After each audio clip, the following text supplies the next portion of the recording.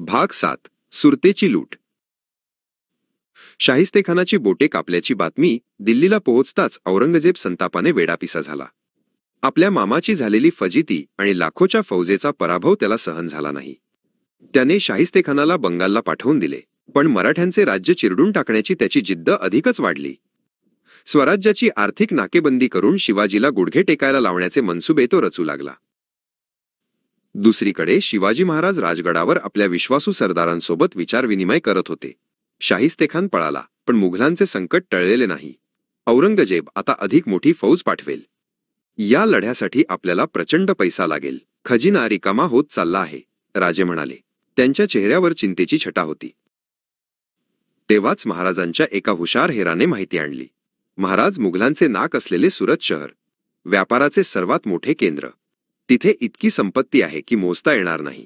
सुरतेवर हल्ला म्हणजे थेट औरंगजेबाच्या तिजोरीवर हात घालण्यासारखे आहे. ही कल्पना राजांना पटली. सुरतेवर हल्ला करणे सोपे नव्हते. ते शहर दूर होते आणि तिथे मुघलांचा मोठा फौज फाटा होता.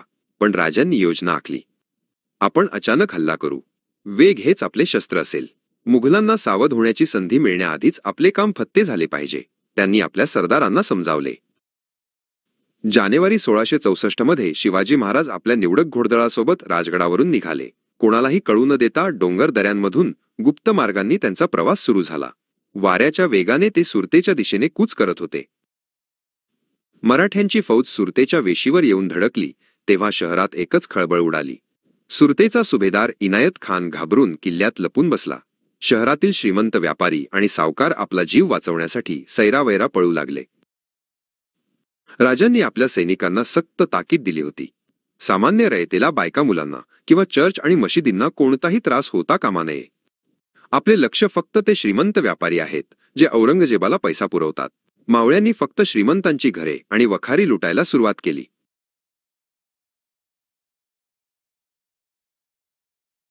सलग 3-4 दिवस सुरतेची लूट चालली.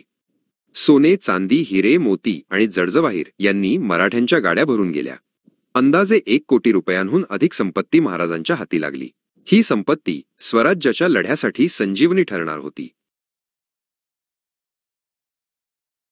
आपले कार्य पूर्ण होताच महाराज आणि त्यांचे सैन्य विजेच्या चपळाईने संपत्तीसह राजगडाकडे परतले.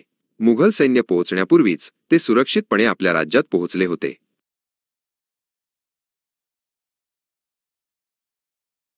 सुरतेच्या लुटीने मुघल साम्राज्याला मोठा आर्थिक आणि राजकीय धक्का बसला. औरंगजेबाची प्रतिष्ठा धुळीला मिळाली. दुसरीकडे शिवाजी महाराजांचा दरारा संपूर्ण हिंदुस्थानात वाढला. या लुटीतून मिळालेल्या पैशाने स्वराज्याचे सैन्य अधिक शक्तिशाली झाले आणि मुघलांविरुद्धचा लढा अधिक तीव्र झाला.